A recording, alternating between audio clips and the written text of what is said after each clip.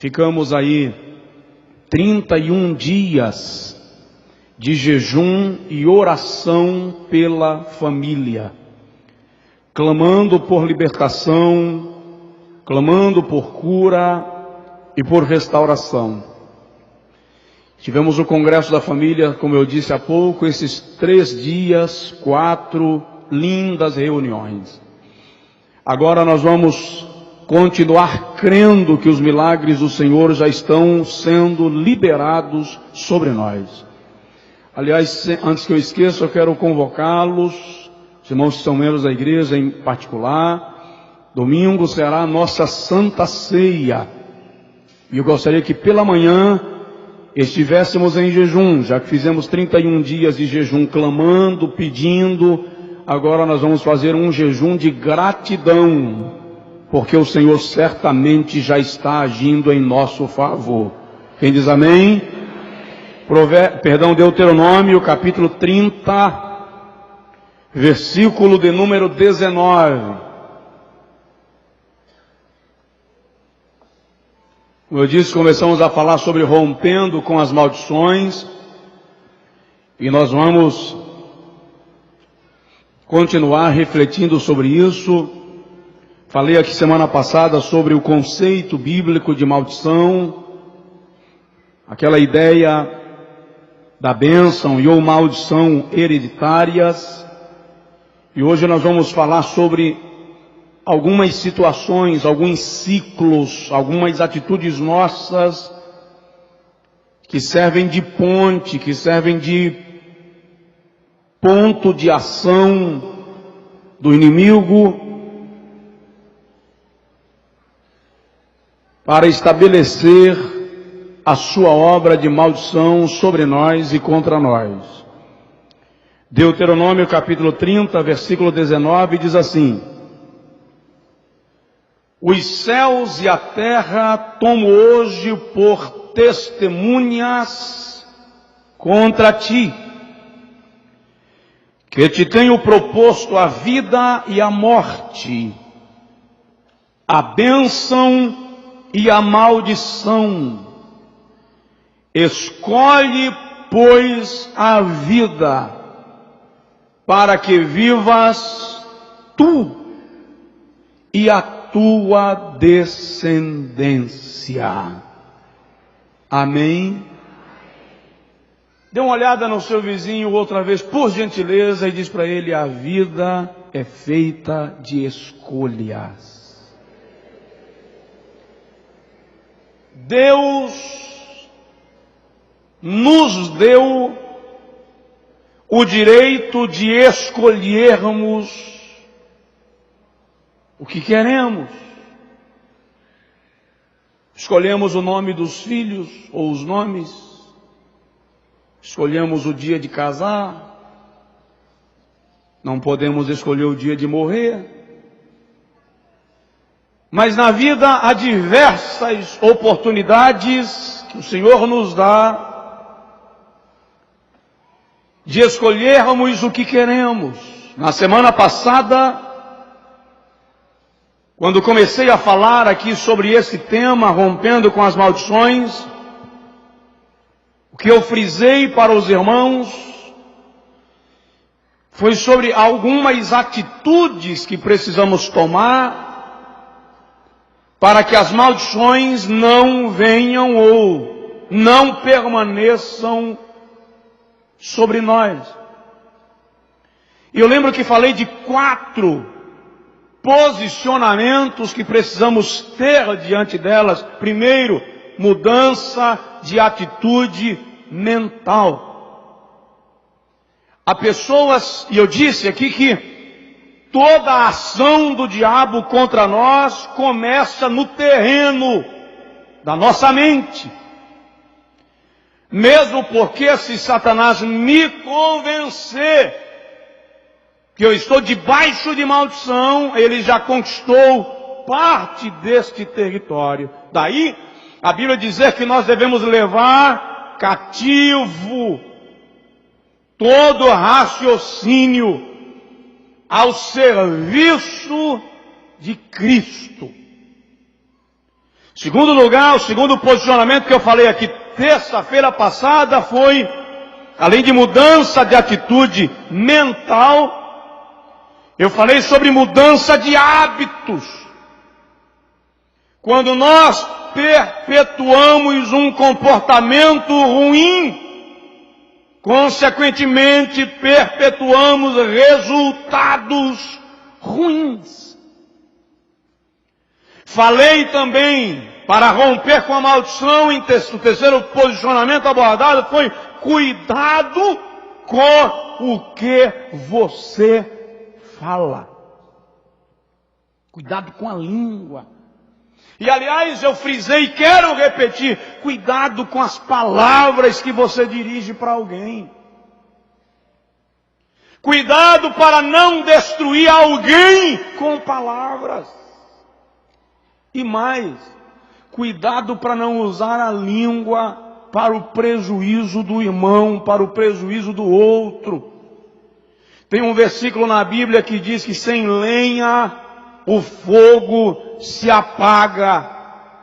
E eu já ouvi gente no meio pentecostal, dá licença, pregando que sem lenha o fogo se apaga, mas que o fogo ali é do Espírito. E na verdade, o que o sábio está dizendo é que se os falatórios pararem, a fofoca morre. Então cuidado com o que você fala. Eu recebo um salário de miséria. Você vai perpetuando o conceito de que seu salário é uma miséria. Então abençoe, agradeça, louve a Deus.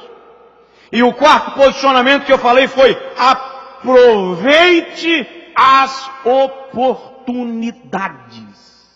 O sábio disse que a oportunidade perdida é como a flecha atirada.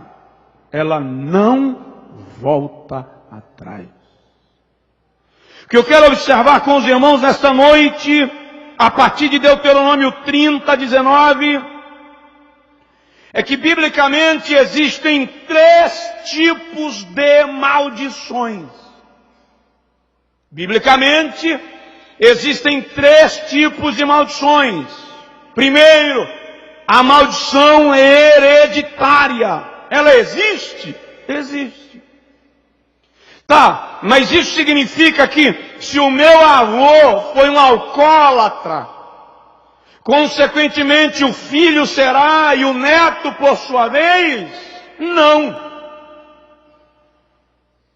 Vamos para a Bíblia. Romanos capítulo 5, versículo 12. Texto muitíssimo conhecido. Paulo declara que por um homem entrou o pecado no mundo. E pelo pecado a morte. E a morte se estendeu a todos os homens. No salmo que nós lemos terça-feira passada, Salmo 109, versículo 18, o salmista diz assim: preferiram a maldição, portanto ela os persiga. Perseguir ali é se estenda, se perpetue. Quando eu falo de maldição hereditária, eu não estou dizendo que se a mãe tinha uma vida questionável, a filha certamente terá. Eu estou dizendo que se eu perpetuar os pecados dos meus antepassados, se eu der sequência aos seus atos, sofrerei as mesmas consequências. Você me entende? Diz amém. Entretanto, há uma palavra de esperança para aqueles que, em vez de perpetuarem os atos dos seus antepassados, rendem-se a Cristo. E a Bíblia declara que quem está em Cristo, nova criatura é. As coisas velhas já passaram. eis que tudo se fez novo. Amém? A Bíblia diz em Romanos 8 que agora nenhuma condenação há para os que estão em Cristo Jesus. Então, em que caso? A maldição se perpetua naqueles casos em que as práticas abomináveis continuam. Segundo tipo de maldição que a Bíblia revela é a maldição impetrada. Tem gente que se sente no poder e está jogando maldição nos outros. Tem uns que dizem até assim, eu oro, hein? Sou profeta, se mete comigo não, senão, ai, tadinho. É um orgulho espiritual que dá a essas pessoas a sensação de que elas podem arrebentar com a vida de alguém, porque saíram da oração, quando na verdade o conceito devia ser exatamente o oposto. Justamente porque eu saí da oração, eu não deveria ser instrumento de maldição, e sim de bênção. Olha o que diz Romanos, capítulo 3, versículo 13 ao 18. Romanos, capítulo 3, versículo 13. A sua garganta é um sepulcro aberto. Com as suas línguas tratam enganosamente. Olha que texto forte. Peçonhas de áspides está debaixo de seus lábios. Língua venenosa. Não sou eu, é Paulo. Quer brigar, reclama com ele. Depois do arrebatamento, que agora não dá. Cuja boca está cheia de maldição e amargura. Os seus pés são ligeiros para derramar sangue, e em seus caminhos há destruição e miséria. E não conheceram o caminho da paz. Não há temor de Deus diante dos seus olhos. Quantas vezes, porque você está carregado de amargura, carregado de angústia, carregado de revolta, aí você esbraveja e tenta impetrar maldição, amargura em alguém. Ainda bem que Provérbios 26, 2 diz que assim como a andorinha no seu vaguear não encontra pouso, assim é a maldição sem causa.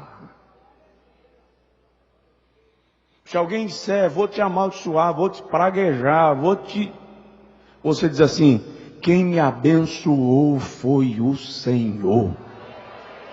E Balaão errado, bagunçado, traz uma frase para Balaque, que é extraordinária, quando Balaque diz, eu te paguei para amaldiçoar, e você abençoa. Balaão responde, como posso eu amaldiçoar aquele a quem Deus já abençoou?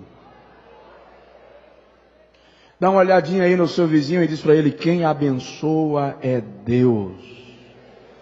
Quem abençoa é Deus.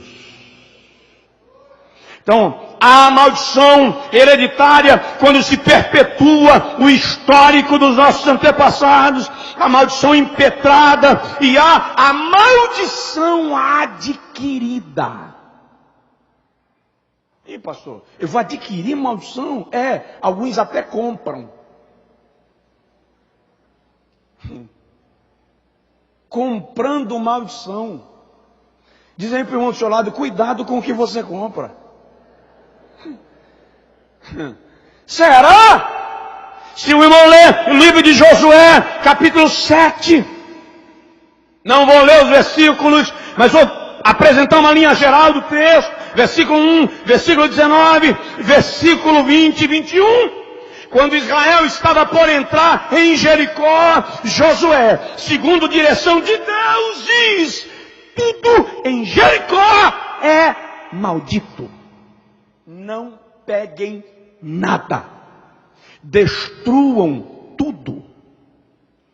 O exército de Israel entra em Jericó, e aí nos versículos citados, Acã chega numa casa de Jericó, encontra uma capa babilônica, alguns ciclos de prata e uma peça de ouro, enrola, guarda, leva para casa, enterra para ninguém ver e só usar quando a poeira baixar. Só que a próxima cidade a ser conquistada era a cidade de Ai. E Israel foi à guerra e lá 36 homens do exército de Israel morreram.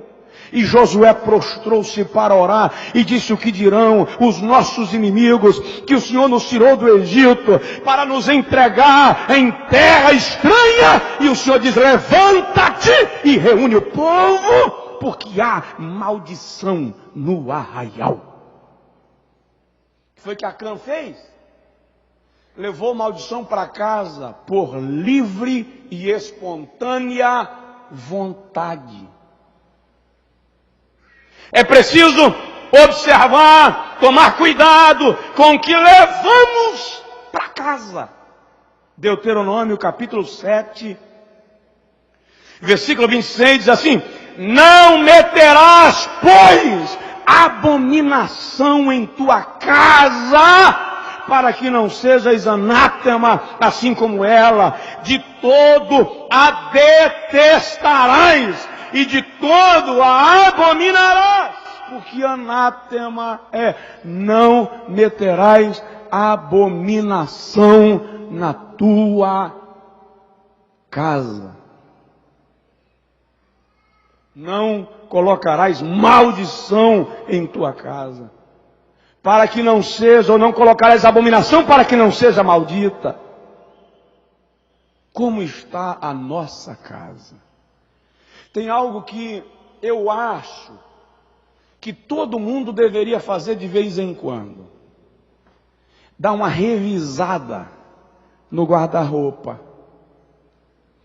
dar uma revisada na discoteca pessoal, dar uma olhada na sua seleção de revistas, na sua videoteca, dar uma observada o que tem lá. Quer ver um exemplo? Para que você quer um abadá em casa se você não pretende mais pular carnaval? Ou está planejando voltar para o Egito? Para que a roupa do bloco se você não pretende pular o próximo micareta? Aliás, por se falar nisso, alguém me trouxe umas fotos do micareta aqui de Feira de Santana. Mês passado, me trouxeram as fotos, me mostraram lá no gabinete. Tinha gente que é crente, batizado nas águas e toma ceia, pulando um micaretinha em 2011.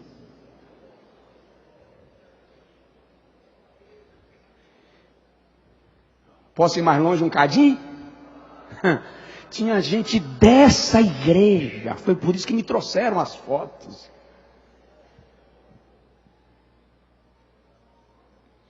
Pra que a garrafinha de uísque guardada se você abandonou a bebida alcoólica?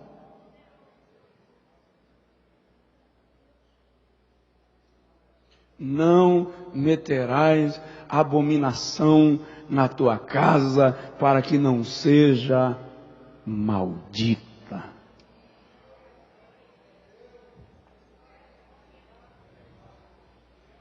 Vamos mais um pouquinho. O que eu quero observar convosco nesta noite são, eu vou chamar de pontes, pontes.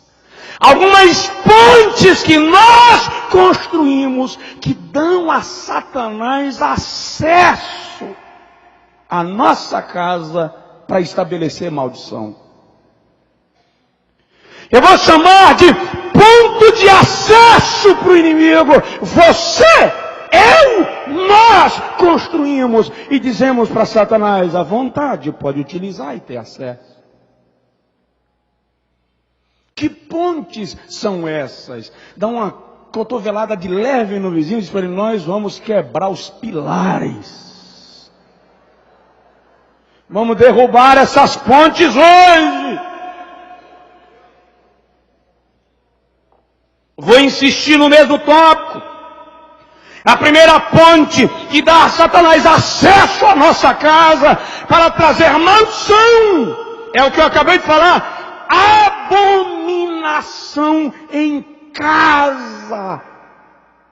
Vamos para a Bíblia? Se o irmão não tiver com a Bíblia aí no telão, está sendo projetado. Gênesis, capítulo de número 31.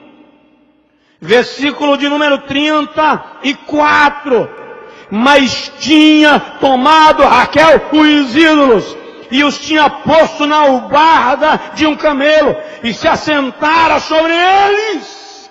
E apalpou Labão toda a tenda e não os achou. Vamos entender. Jacó, com a sua família, está fugindo de Labão de volta para a sua terra. E Jacó mandou que todos pegassem os seus pertences. Aí foi Raquel na tenda de Labão e roubou os ídolos de Labão. E viajaram, mas quando Labão chegou em casa e sentiu falta dos ídolos, ele perseguiu a Jacó. Jacó não sabia do que havia ocorrido. Quando Labão o alcançou, ele disse: fica à vontade, entra na tenda e averigua. Eu não peguei os teus ídolos. Aí a Raquel sentou em cima, porque Labão certamente não a incomodaria. E quando Labão a aborda, ela ainda diz assim: eu estou no dia ou nos dias do incômodo das mulheres. Labão voltou, desistiu dos ídolos, perdeu por perdido. Agora leia o 35 de Gênesis, versículo 2. Gênesis 35, 2. Então disse Jacó à sua família e a todos que com ele estavam: tirai os deuses estranhos que há no meio de vós e purificai-vos. E mudai o quê? Não, eu não ouvi. Mudai o quê? Por favor, não se irrite só mais uma vez. Mudai o quê? As vestes. Precisa explicar? 3. E levantemo-nos e subamos a Betel, e ali farei um altar ao Deus que me respondeu no dia da minha angústia e que foi comigo no dia do caminho que tenho andado. Presta atenção nisso. Para ir a Betel, para oferecer culto a Deus, é preciso abrir mão dos ídolos. É preciso abrir mão daquilo que é abominável e está dentro da nossa casa. E é interessante que até as vestes Jacó manda mudar. Bom, deixa eu dizer uma coisa para os irmãos. Nós não podemos, não devemos adorar a Deus de qualquer maneira.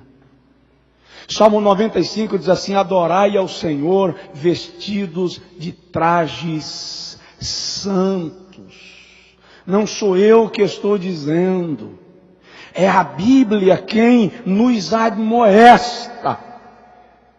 Se nós lermos, não vou ler, 2 Reis 23, lá nos versículos 4, 5, 7, 8, 10, 11, 24, quando o rei vai fazer a purificação do templo, que havia sido profanado por Manassés, rei anterior, A Bíblia diz, o rei declara que o povo de Israel deveria tirar tudo que fosse abominável e que estivesse em suas casas e em Jerusalém.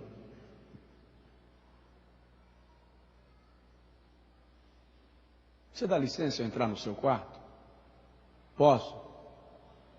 Sim ou não?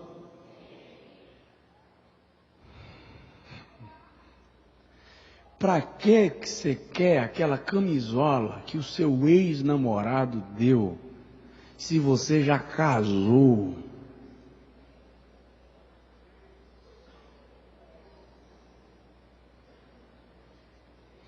Para que você quer a foto da ex-namorada na carteira, escondido da esposa, porque você já está casado?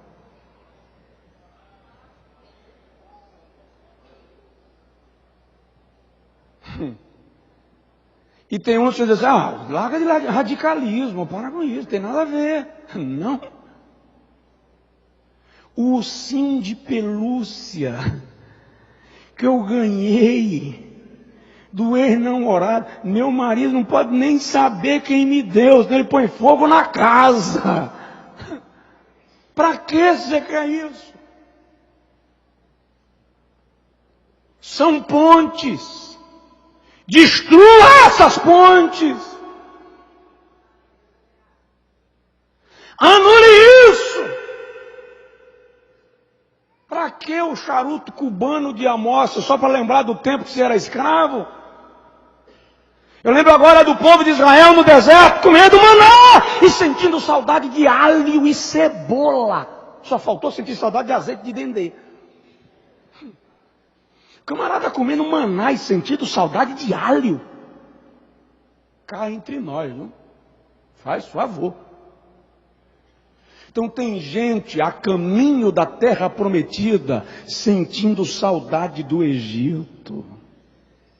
Quer ver um exemplo disso? Pessoas que estão na igreja, aí se decepcionam com alguma coisa, dizem assim, no mundo as coisas não funcionavam assim. Aí começa a elogiar o mundo e denegrir a sua posição dentro do reino de Deus. Eu tenho um amigo conhecido dos irmãos, não vou citar o nome por uma questão ética, ele disse que quando aceitou a Jesus, um dia, um irmão na igreja ficou nervoso com ele, e ele ficou chateado, e disse, Jesus, eu não admito ninguém me dizendo desaforo na igreja. Lá no mundo tudo bem, aqui não. Se o cara me encontrar no trânsito, no shopping, me xingar todo, eu aceito. Um crente não. Na mesma semana ele entrou numa briga de trânsito. Quando ele entrou na briga de trânsito, o cara saiu do carro e disse assim, vou matar você. Ele disse que chegou em casa e disse, Jesus, eu prefiro o problema na igreja mesmo, que lá pelo menos ninguém ameaça me matar.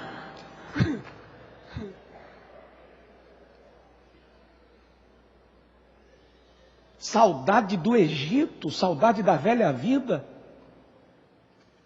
Quando meu pai pastoreava em Rodelas, nós cuidamos de um jovem que era viciado em drogas, ele havia sido batizado aos demônios com 5 anos de idade, viciado em cocaína, Jesus o salvou, Jesus o transformou, foi um processo longo, mas era incrível. Todas as vezes que ele entrava em crise, e ele dizia assim, lá no mundo eu não precisava disso. Quando eu cheirava cocaína, eu não sentia isso. Era incrível! Todas as vezes que ele citava coisas assim, ele ficava possesso de demônios. Cada vez que você sente saudade do Egito, você está dando ao diabo autoridade para lhe algemar e lhe levar de volta. E Gálatas 5:1 diz assim, para a liberdade Cristo vos libertou, permanecei, pois, firmes, e não retornei ao jugo da escravidão. Vou lhe dar uma sugestão. Posso? Pega aqueles CDs de Ivete Sangalo que você tem lá. Quem mais? Daniela Mercury. Quem mais? Também.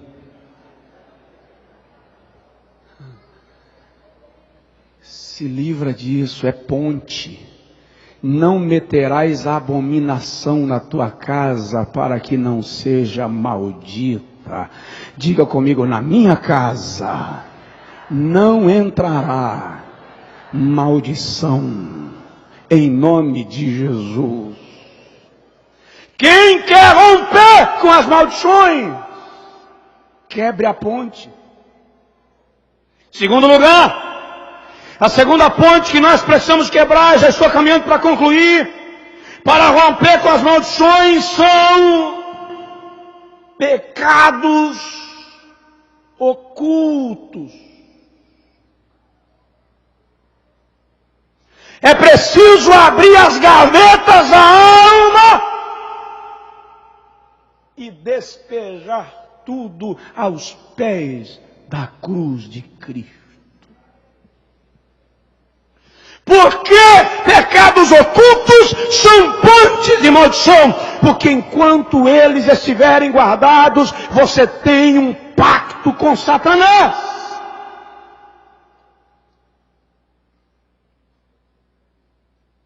Então o que é que você tem que fazer?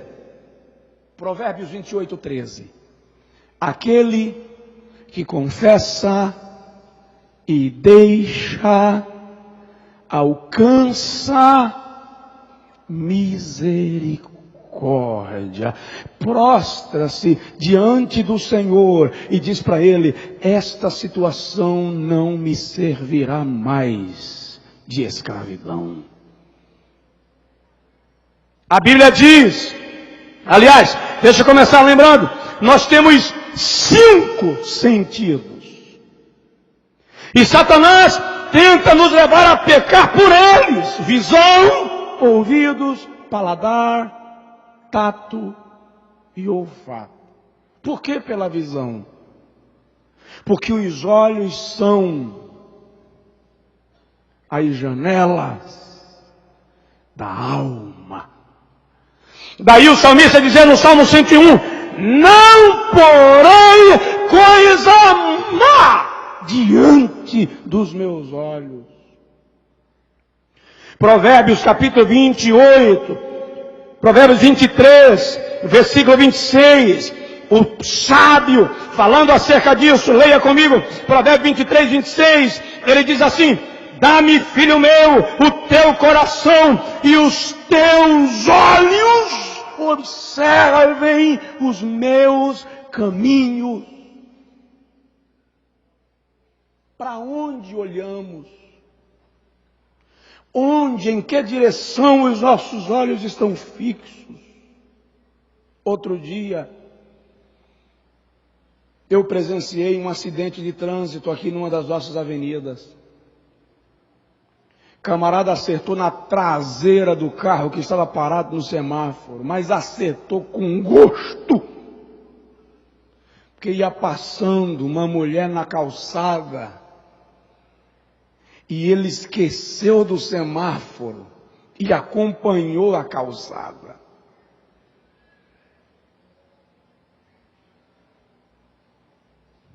Para onde os nossos olhos estão olhando? Então não porei coisa má diante dos meus olhos. Ouvidos. Provérbios 28, versículo 9, diz assim: o que desvia os seus ouvidos de ouvir a lei, até a sua oração é abominável. Bom, rir é bom. Tem uma seção numa revista norte-americana que o nome da seção é Rir é o melhor remédio. Ela já é publicada em português. Dizem os cientistas que quem ri demora mais a envelhecer. As rugas aparecem menos. Mas existem duas coisas que nós temos que observar. Com que tipo de piadas estamos rindo? Eu estou vendo gente contando piadas com Deus no meio. Piadas de Deus. piadas pornográficas, vulgares, ridículas. Desculpa, imbecis. E outros rindo dos outros. Porque eu até posso rir com você, mas não de você. O que nós estamos ouvindo? A Bíblia diz no livro de Jó que a boca da alma são os ouvidos. A sua alma se alimenta do que você ouve.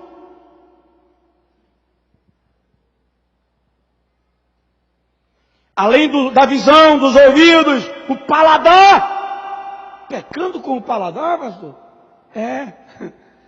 Atos, capítulo 15. Já encerro, versículo 29, Atos 15, 29, diz assim: que vos abstenhais das coisas sacrificadas aos ídolos, e do sangue, e da carne sufocada, e da fornicação, e destas coisas fareis bem, se vos guardardes. 1 Coríntios, capítulo de número 10, versículo de número 18 a seguir, Paulo diz assim: vede a Israel segundo a carne. Os que comem os sacrifícios não são, porventura, participantes do altar. Mas que digo que o ídolo é alguma coisa, ou que o sacrifício ao ídolo é alguma coisa? Antes digo-vos que as coisas que os gentios sacrificam, as sacrificam aos demônios e não a Deus, e não quero que sejais participantes com os demônios.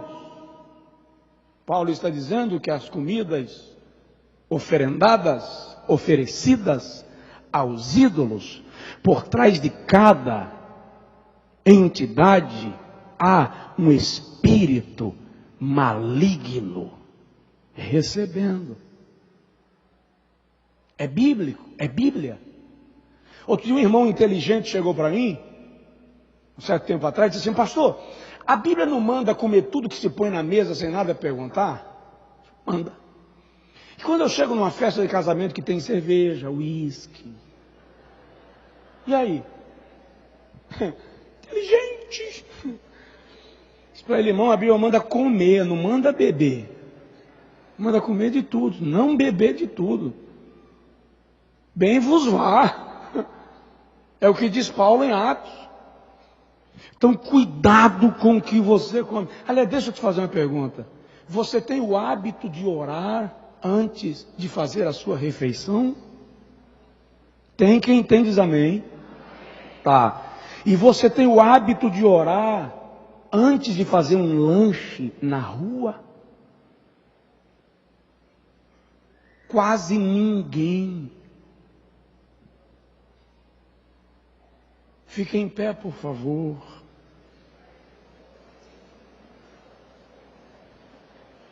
Deixa eu dizer uma coisa para você. Às vezes a gente está num restaurante. Vai para um restaurante, almoçar, jantar, um restaurante, você vai num jantar romântico, lá vem Dia dos Namorados. Mas na hora de jantar você olha para os quatro cantos, vê as mesas ocupadas e faz de conta que orou e come assim mesmo. Você sabe quem fez aquele prato? Que tipo de oração, de prece, de oferenda foi feita enquanto ele estava sendo elaborado? Você sabe pelas mãos de quem passou?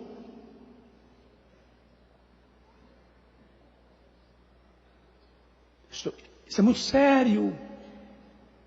Eu estava pregando uma certa feita numa igreja no estado de Nova York, e havia um senhor no culto, e ele estava fazendo oposição à pregação, num nível espiritual altíssimo. Enquanto eu pregava, eu sabia que a minha mente estava sendo bombardeada. E era a partir dele. Terminou o culto. Eu perguntei para o pastor, era uma igreja pequena, devia ter um domingo pela manhã. A conferência era numa igreja sede, e no domingo pela manhã o pastor pediu que eu fosse dar uma palavra na congregação, devia ter umas 30 pessoas. E eu perguntei ao pastor, que é um pastor hispano, o senhor conhece aquele moço? Nunca vi. E o pastor perguntou a algumas pessoas, e as pessoas, não conheço, é a primeira vez que ele vem. E eu me senti mal. Não quis almoçar. Mais tarde eu pedi ao pastor que apenas me levasse numa lanchonete para eu tomar um suco.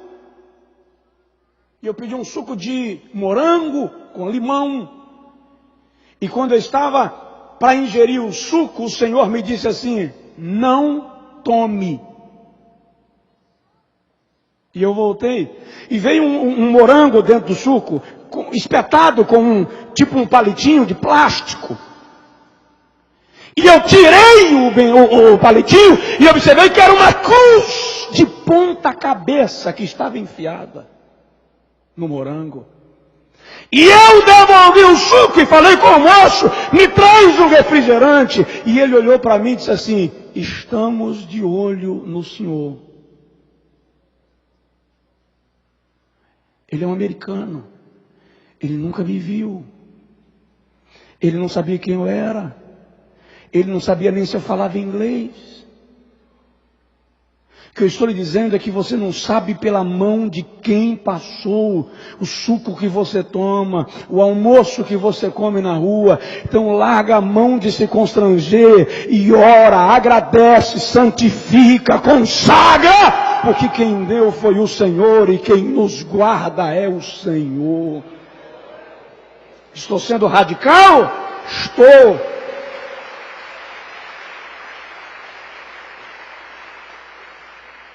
Estou porque o reino espiritual não é fantasia. Não vou terminar, semana que vem a gente termina. Tinha mais um pontinho a abordar, mas eu preciso de tempo. Dá uma olhadinha no seu vizinho e diz para ele: quebre as pontes.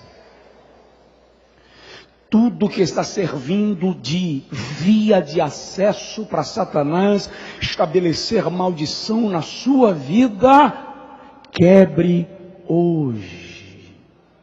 O que eu estou lhe dizendo, ninguém aqui é anjo sem asas, ninguém aqui é perfeito, todo mundo tem suas dificuldades. O que eu estou lhe dizendo é: resolve essa situação diante de Deus, prostra-se diante dele e diz: Jeová, a minha vida não vai continuar nesse ritmo. Renovar a aliança com Jesus. Eu quero orar contigo agora. Quero interceder com você. Você vai pedir a Deus: Senhor, mostra-me o que há na minha vida que está servindo de ponte para Satanás manter a sua escravidão. Mostra-me por que está tudo dando errado, qual é o problema. E o Senhor vai lhe fazer entender isso. E você vai quebrar pontes e Satanás não terá acesso à sua casa. Em nome de Jesus. Deus, nós te louvamos por tua palavra.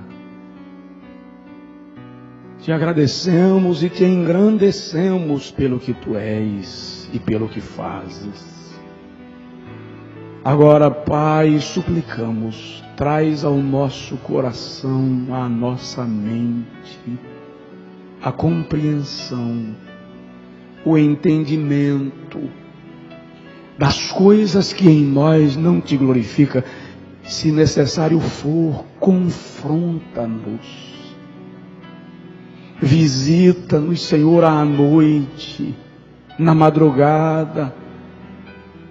Confronta-nos face a face, mas não permitas que pela nossa indolência, displicência e falta de conhecimento, Satanás estabeleça sua presença em nossa vida, nem em nossa casa. Em nome de Jesus. rompe todo laço, quebra todo vínculo maligno, toda aliança feita com Satanás e seus demônios, tenha sido voluntária ou não. Nós estamos clamando que na nossa família não haja maldições, nem abominações, e que Satanás não tenha poder sobre nós, em nome de Jesus. Em nome de Jesus.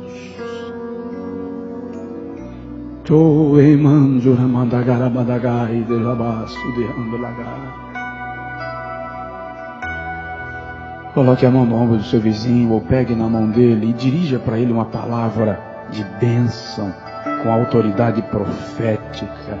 Diz para ele: não haverá maldição na sua vida, não haverá maldição na sua casa, não haverá maldição na sua família.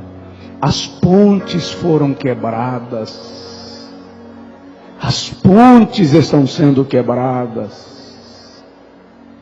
Oh, aleluia, aleluia, aleluia. Chora, manda na galamai, doce de andaga.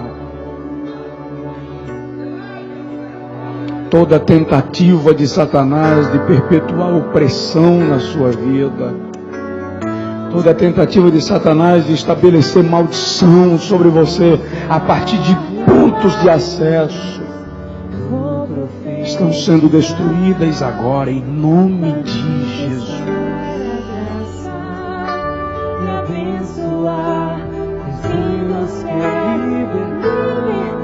Cante, não vou calar meus lábios. Vou calar meus lábios, vou profetizar, manifestar a graça e abençoar o que Deus quer libertar. Sobre tua vida, vou profetizar. nenhuma maldição te alcançará.